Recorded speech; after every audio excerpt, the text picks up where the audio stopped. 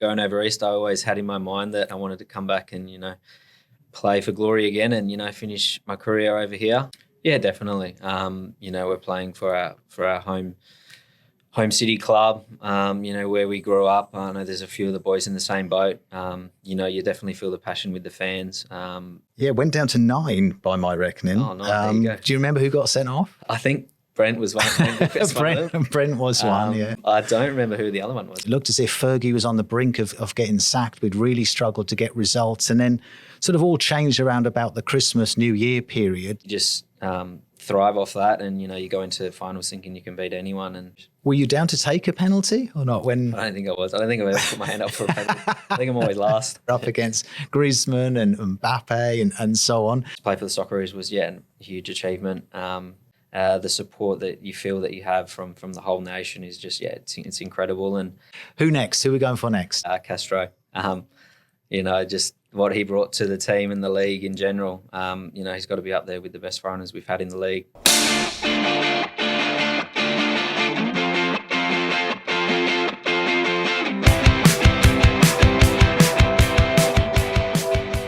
Hi guys, Gareth Morgan here, welcoming you to another edition of Glory Stories, the club's official podcast, brought to you in association with our proud sponsors and great friends, Drimtel.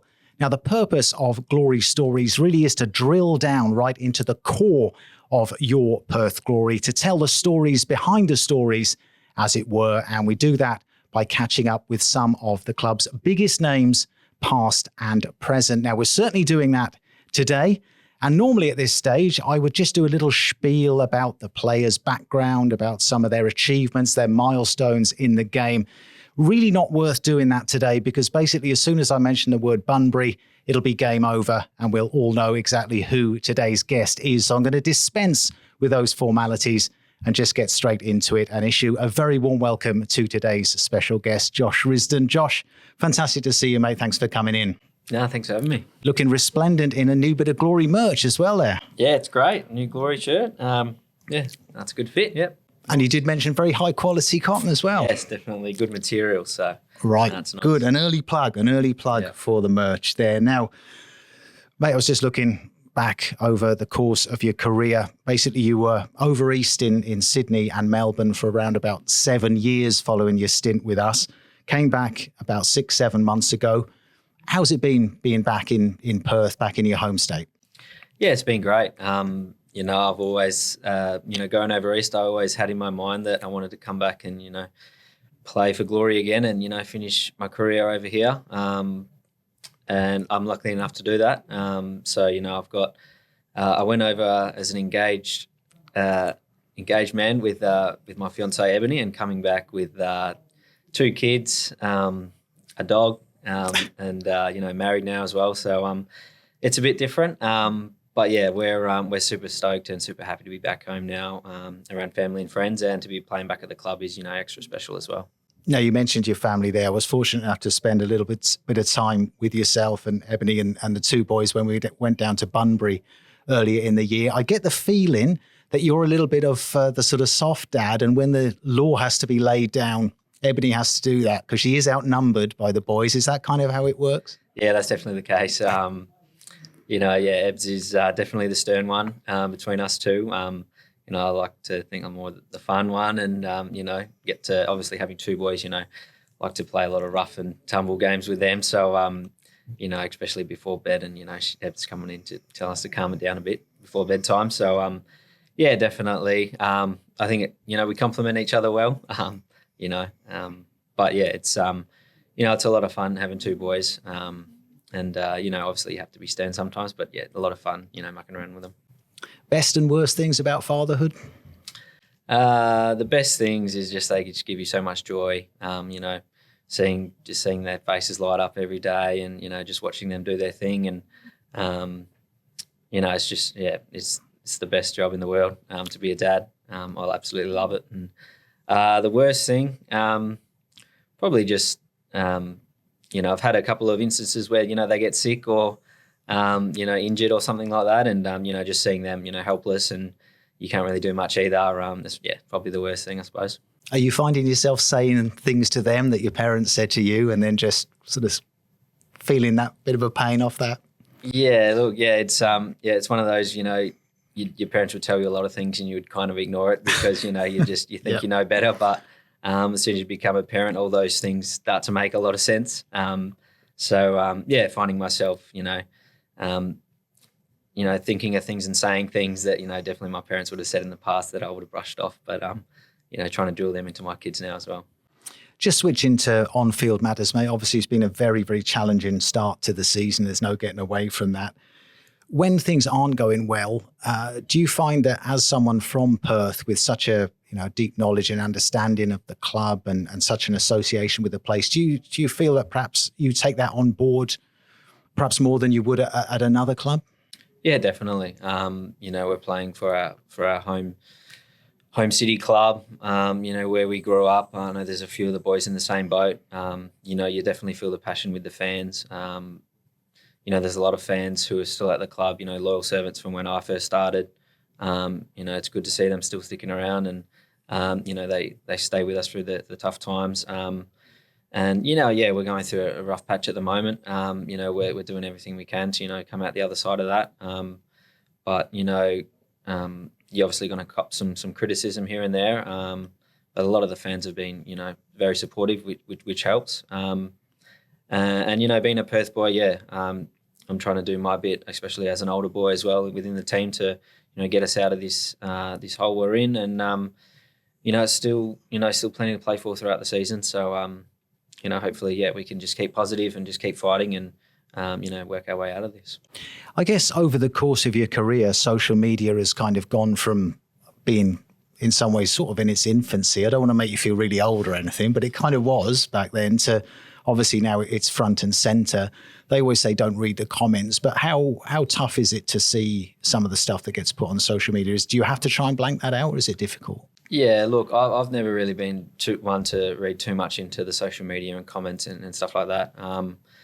Obviously it's not a good thing, if whether you're reading positive stuff or negative stuff, try to stay away from it. But I know the younger generation, they look at a lot of it now, and, maybe take the advice on or the negative comments on board and, take it quite harshly. But, I think it's just important to, that outside noise, just try to block it out. I know internally, we're doing everything we can to try, resurrect our season. And, that's all we can focus on, just being positive within the group and within the four walls at the club, working hard each day on the field. And, as much as it would, it could be easy to do, the boys haven't dropped their heads.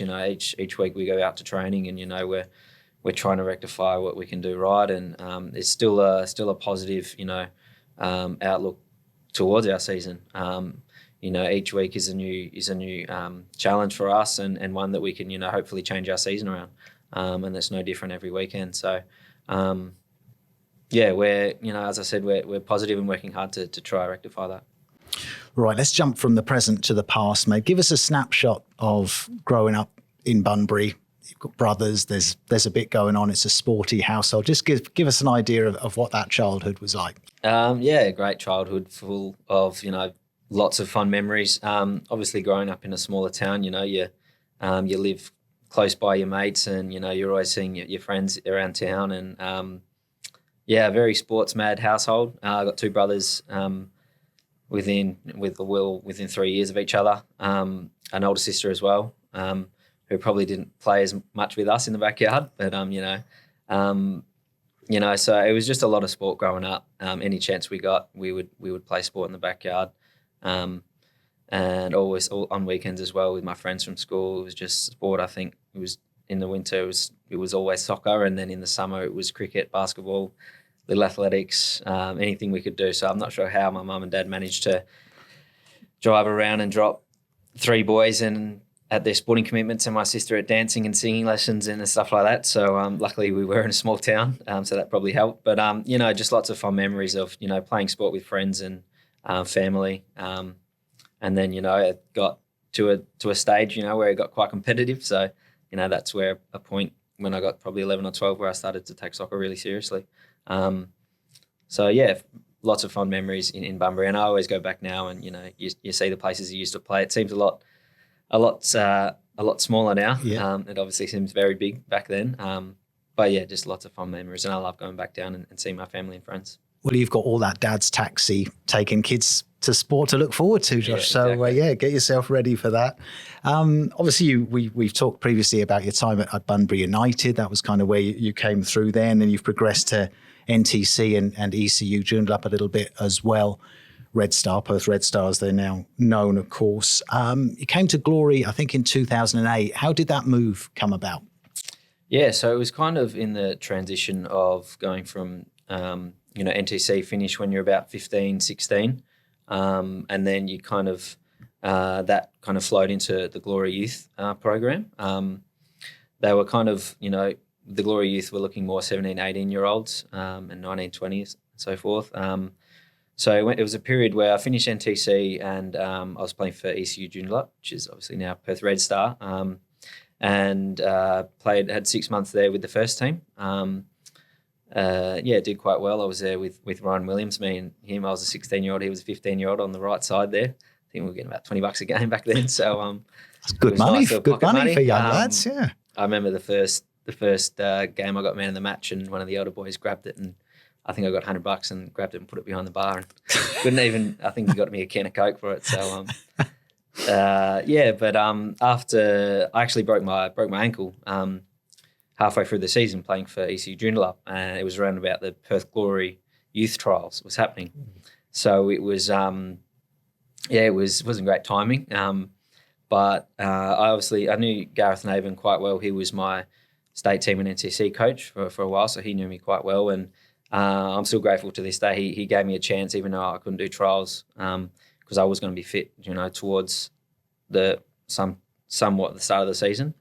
He gave me a contract, which I'm grateful for. And obviously having a broken leg and couldn't do all the training and pre-season and trials and that. So that's how I got into the Glory Youth team. And then obviously once I recovered from my broken ankle, I started playing, and we did quite well. We made it to the grand final that first season. I unfortunately lost to Gold Coast, but we had a great team, and managed to play a few games, which was good. So November 2010, your debut, quite a lively encounter. Interesting to make it in Townsville against North Queensland Fury, possibly not where you imagined making your senior professional debut. Do you remember much about the game? I remember the lead up a bit. I think we had a couple of away games in a row, and we had some red cards and injuries, so I thought I might be a chance. And then Fergie, throughout a few days before, said I'm going to be starting. So it was obviously nerve-wracking, and playing your professional debut. The game, I remember it was super humid. I think obviously being up there in North Queensland, but also I think the second half rained the whole second half. We went up 1-0. I think Robbie Fowler might have scored. Yeah. Robbie scored, and then we got a man sent off, and then we just tried to hold on for dear life, and I think we copped a late goal, so it was 1-1. Yeah, it went down to 9 by my reckoning. Oh, 9, there you go. Do you remember who got sent off? I think Brent was one. Brent was one, yeah. I don't remember who the other one was. I think Norm Sekalovsky got sent off, which came as a bit of a surprise. Yeah. I must have just blanked that out. I couldn't remember we went down to 9. No, I don't. So just quite the introduction to the crazy world of A-League. Now, at that time, yourself and Scott Neville were kind of vying for that right-back position. We know that Nevs is now on the cusp of 300 A-League appearances. You're up in the 260s as well. You're on course to take the record, actually, for Glory A-League appearances from Andy Keogh, possibly later in the season. Is it just, is it hard to sort of imagine that that's the case now? Do you still feel like you did when you were making that debut in 2010? Does it seem like yesterday, or how do you feel? Obviously, you remember a lot from those special moments, at the start of your career, but it also, it goes super quick, your career. To think that I was 18 then, now 32, 250 odd games later, your career does go pretty quick. And the journey is, but at the same time, the journey feels like a long one. There's lots of ups and downs and challenges that you go through. I'm proud to, obviously, still be playing and have, 13, 14 year career so far, and hopefully a couple more years. And, look back on those moments, and, they're the ones you really cherish from your career, your debuts, and, and your winning moments and all those stuff. So there's a lot to come with it. But yeah, it's still pinch myself. I'm still grateful that I get to play soccer for a living and kick a ball around every day. Well, just to clarify, Nevs is 3 years older than you as well. I think we probably need to put that on the record. But you're still in touch, aren't you, with Nevs? Yeah, still keep in touch. That's one good thing about your career. You keep in touch with a lot of good mates, and throughout they obviously go through the same sort of things you go through, and you connect really well. And shout out to Nevs, congrats, and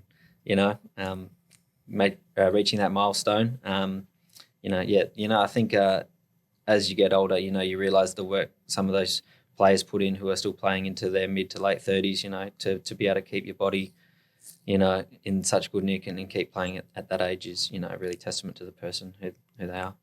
Absolutely. He's definitely an athlete. There's no doubt about that. Now, before we got into the chat off air, we were talking about that 2011-2012 season when we reached the grand final, of course, and took on Brisbane.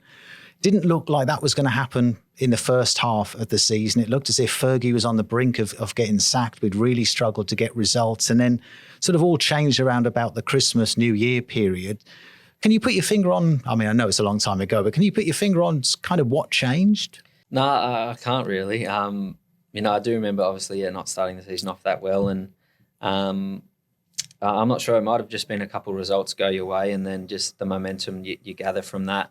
The league's quite small, so if you get on a good run and get on a good winning streak, you can climb up the ladder really well and really quickly. And obviously in Australian sport, it's all about the final series and the grand final. So if you see a lot of teams in AFL and rugby league, teams who have momentum going into the finals, they really, they're the really ones to watch out. You might finish. I can't remember where we finished that season, but we definitely didn't finish top 4, I don't think. Maybe we did. No. We might have done actually, because we had 2 home. We had Melbourne Heart, didn't we? And then we had Wellington off the back of that. But yeah, we just had a lot of momentum going into the finals, and that you just thrive off that, and you go into finals thinking you can beat anyone, and we managed to do that until the grand final. Fun memories from that season. That was probably my first, my breakout season, playing majority of that season. So, absolutely. Yeah. The Mariners semi-final, memories of that one, the one that went to penalties? Yeah, they were obviously, them and Brisbane Roar were the 2 teams to beat that year. I think, from memory, I think Smelty scored that game. And then, just on penalties, what a wait. I think the game before was extra time, and then this one was penalties. So, it was, close games. I think, I remember Burnsy slotting the winning penalty, and not sure if he miskicked that one or not. But, obviously great memories going to the grand final, and that, obviously unfortunate way to end. But, those moments, Toddy Hale scoring the winning goal against Wellington with his shirt off, Burnsy's winning penalty, they're the sorts of, memories that you cherish forever, and those winning moments. It was great memories. Were you down to take a penalty or not? I don't think I was. I don't think I've ever put my hand up for a penalty. I think I'm always last. It's never got to me, so. Fair enough. Yeah. I mean, I'm thinking with a penalty, are you just drilling it? Are you placing it, or is it just head down, drill it? I'd like to think I would just, head down and drill it, but I don't know. Obviously, I haven't been in that position, so we'll see. I'll put my hand up to take one in the future, I think, but haven't been involved in too many penalty shootouts lately, so. But have scored a couple of absolute bangers. Yeah, for Glory. maybe that's what I need to do. Just head down and just hope for the best. Some great goals, a couple of great goals. Now, we do need to touch upon the grand final. Obviously, we know great disappointment in the end. But what do you remember about the build-up and the actual game itself prior to those infamous moments towards the end? Yeah, obviously, the build-up was a bit nerve-wracking, playing in my first grand final at 19. It helped that we had a really experienced team, so a lot of older heads around me, which helped a lot going into the game. We were definitely the underdogs, I think. And then, Brisbane were, I think they won the year before, maybe. They might have, they were the team to beat for a few years there. They were just obviously the Royal Salona, as they're known of. So it was always a tough game coming up against them, especially at Suncorp in Brisbane. So we were the underdogs. I think we had a lot of fight in us, though. The old heads that we had in our team. You know, we could scrap and try to get a result. It's just a one-off game, so anything can really happen. And we started off well and got the own goal. I think it was towards the second half. Yeah. Early in the second half, we got the own goal, and we looked like we were holding out there. But obviously those two moments at the end, it was just Barisha does what he does best, and popped up for the header, and then the controversy of the penalty. How close were you to that, Josh? Were you close enough to get a decent view or not? Yeah, there was probably some bodies in the way. I don't really remember seeing it. Well, I can't envision seeing it live in my head at the moment. Obviously, seen plenty of replays of it. And in the moment, you're kind of just trying to hang on to the lead and try to get to extra time. So I don't remember too much of the actual moment itself, but obviously, seen plenty of highlights and reels about it now. Yeah, and I think people forget as well that Hef had been sent off by that time as well, so well and truly under the pump, really. Yeah, we were under the pump, and like I said, we're trying to get to extra time and drag it out as long as we could, maybe to get to penalties, and then unfortunately that happened towards the end. Do you remember what Fergie said afterwards, or not really? No. Okay, he was probably didn't say too much. Probably. To be honest, it was hard to understand him sometimes when he was shouting and screaming. So, So you end that season, mate, taking out the MGP. As you said, you're still in your teens. I'm pretty sure you're still the youngest ever male winner of the MGP, I think. How much did that mean to you personally? Yeah, it meant a whole lot. I kind of that year I played with no fear as young players do. But to have that sort of season, that really kick-started my career. It was a proud moment for myself, and to win those, the MGP, and I think it was players player as well. To show the respect that the older boys gave me as well was really nice. Unfortunate way to end the season, but that season helped kickstart my career, and it was definitely fond memories throughout the season. Yeah. So moving ahead, a little bit of a fast forward to 2017, and you head across to Western Sydney Wanderers. Was that a difficult decision at the time? Yeah, it was. I loved living in Perth. I loved playing for Glory. But I think it got to a point where I wanted to try something new. I tried to go overseas a few years prior to that, and it kind of wasn't eventuating. So I just maybe thought the different route might be to go over east and play over there. Tend to get a lot more spotlight over there if you're doing well at a bigger club. I suppose that's the way it's viewed. Just try something different. I'd just got engaged with my girlfriend at the time, and we wanted to go on an adventure, and knew that Perth would always be home for us. So while we were young, we wanted to venture off. We went to Wanderers, where Popovic was coach, and it was a big change going from Perth to Sydney. That's for sure, a big eye opener. Had to get a bit more nasty on the roads, that's for sure. Great. Had a great time over in Sydney with the Wanderers. The club was in a bit of a transition period, so it was a bit hard on and off the field there. Had a great time living over in Sydney. Yeah. And then you follow that with the move to Western United as a sort of start-up club. Was that a little bit of a gamble, or was it just more of an exciting challenge as far as you were concerned joining them? Yeah, it was an exciting challenge, to be part of something new. It's pretty rare to come by these days, starting at a club, that's fresh. And, we'd also, I feel like we weren't ready to come back home yet. So we wanted to, stay over East and try something different. And that was to go to Melbourne. The club and the time that I spent at Western United was great, to help build a culture from the club. When I first started, I was still probably wasn't as an experienced player. I think I joined when I was probably 26, 27 maybe. We had a lot of older players, but it was great to be a part of the club from the start. And as we got on there, towards the end of my time there at Western United, I became obviously captain there, and the culture we created at the club was proud of that. And from the start, to see where they were from the start, to owning their own training ground, and playing games out of that ground at the moment is, is really impressive to see after just, it was 5 seasons there. So, I hold a lot of great memories and a lot of respect for Western United, yeah. Well, I imagine one of those, the top memories was that winning the grand final in 2022. And I think it's fair to say no one outside the Western United dressing room, maybe some people inside the dressing room, saw that coming. Like nobody was tipping Western United to win it that year. So, I suppose there's always multiple factors, but what were some of the things that enabled you to, I guess, defy those odds and secure that grand final win? I think, it was obviously John's first year of coming in. I think the season previous, we didn't have a great season, and then John came in and, changed a bit at the club, and, we recruited well that year. We had a couple of big players who did really well. Former Glory player Neil Kilkenny was one of them. And then we just had this this mindset that we were going to be hard to beat all season. And then, like you said, we were underdogs.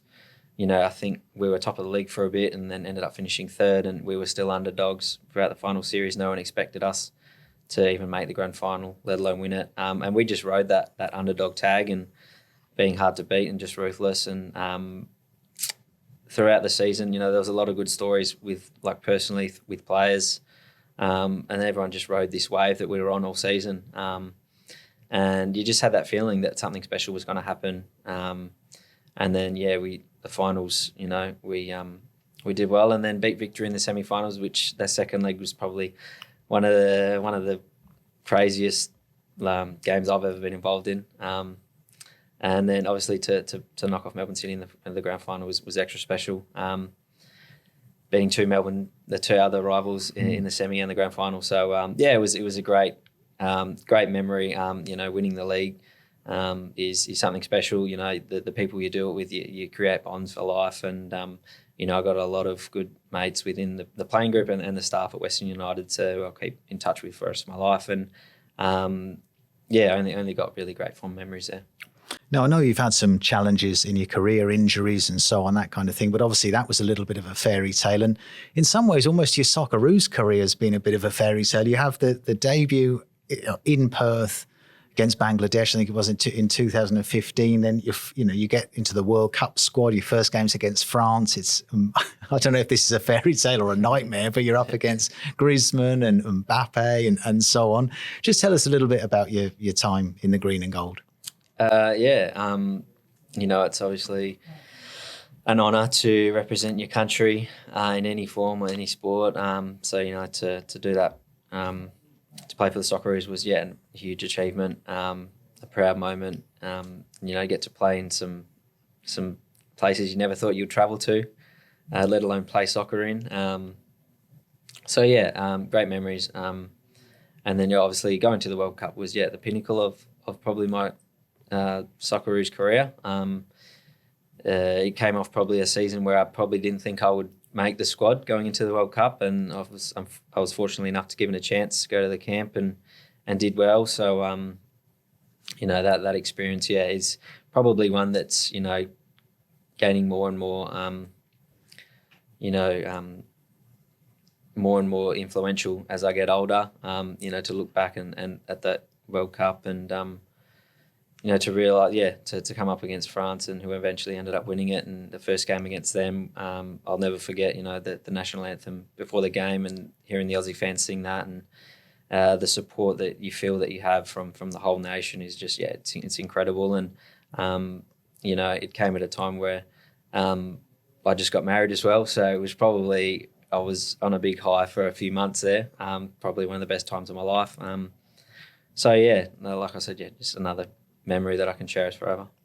When you're there, a game of that magnitude, the world watching, and like you said, the anthems playing, is it quite hard to keep the emotions in check? Because I imagine there's all sorts of stuff going through your head about maybe the journey that, the stuff that you've gone through to get there. Is it quite hard to actually sort of blank that out and think, oh, shit, I'm marking Pogba?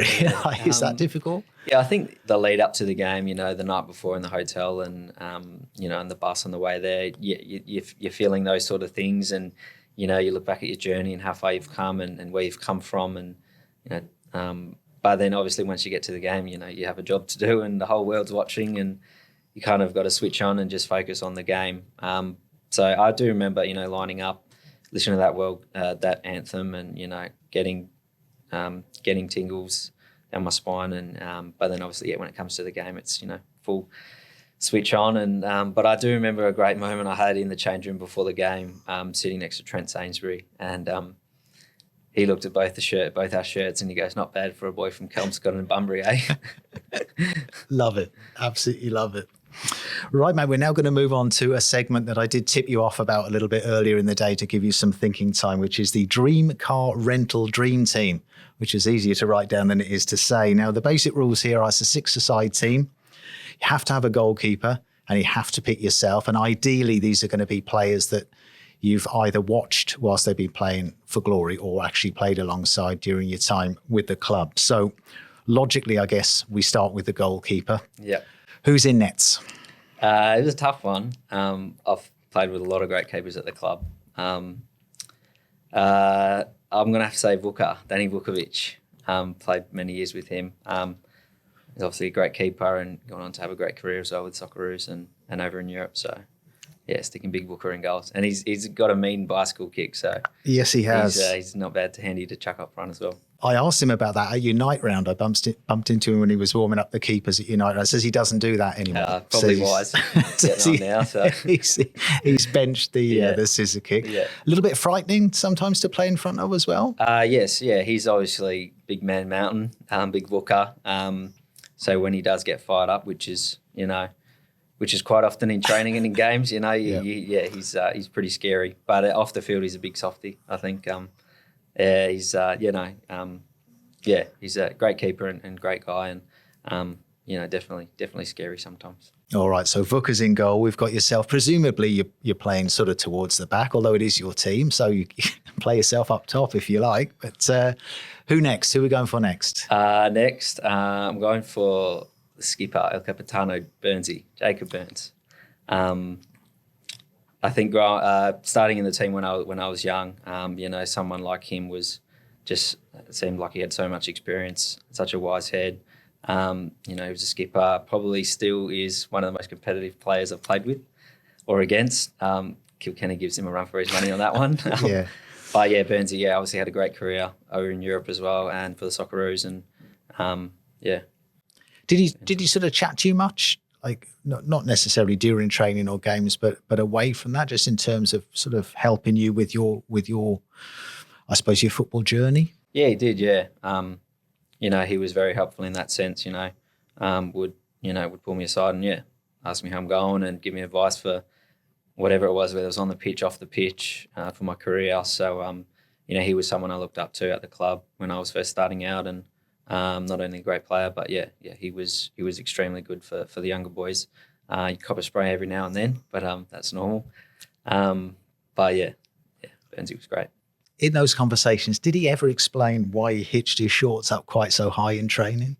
I'm not sure. Nah, he loved a good tan though, so he was always very tanned, and so maybe that was just to get the sun on the thighs and keep the tan up, maybe. I think it might have been. We'll probably have to get him in. I don't think he'd say that now. No, probably not. No, he'll claim there's some other reason for it. So we've got Vuka, yourself, Jacob Burns. Who's next? Alongside Burnsy, I've got to have to say Liam Miller.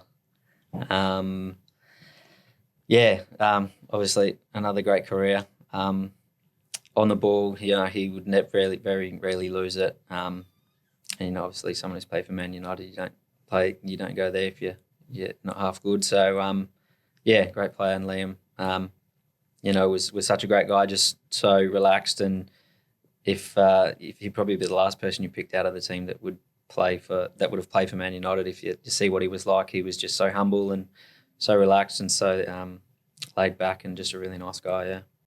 How personally difficult was it to cope with him passing away at such an incredibly early age, given, you know, the family and so on that he had? It must have been very, very hard. Yeah, when I saw the news, I couldn't believe it. You know, just someone who's just gone way too quick, way too early, you know, leaving behind, you know, 3 beautiful kids and a beautiful family. You know, especially now, you know, thinking about it, now that I've got kids, I just couldn't imagine it.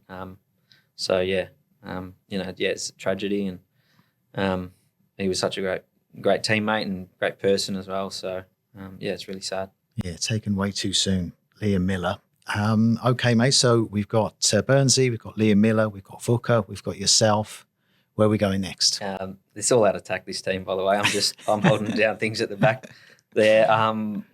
It's hard to go past this Castro. Just what he brought to the team and the league in general. He's got to be up there with the best foreigners we've had in the league. He was just incredible to watch, and helped the club and the team so much. With some of the things he did on the field, he would single-handedly win us games sometimes, and just incredible to watch. And the skill he had was just unbelievable. So, was he a pain in training to play against? Yeah, he was. You'd always want to be on his team in five-a-sides and that sort of stuff, because he would just pull things out where you just stand and watch, and you just can't touch him, you can't get near him. So, and then obviously going away when I left Glory, coming up against him was, you're in for a tough day when you saw him. Did you spend much time with him off the field or not? Not a heap of time. I think kept quite to himself off the field. Didn't spoke a little bit of English, but he enough to have a bit of chat and around training and stuff like that. But yeah, he was again such a great guy, and a nice guy to be around and a good teammate, and so he's and then what he did on the field was just next level. All right, so Diego's in. I think we've got one spot left. Now, I know this has caused you a little bit of angst, as it did for Alex Grant in a previous episode. Yeah. We're looking presumably for a striker here, and you've got a bit of a dilemma. Yes, a big dilemma. Obviously a lot of great strikers for the club who have scored lots of goals, lots of important goals. But I'm going to have to say Shane Smeltz. Big Smeltsy, I'll put up top.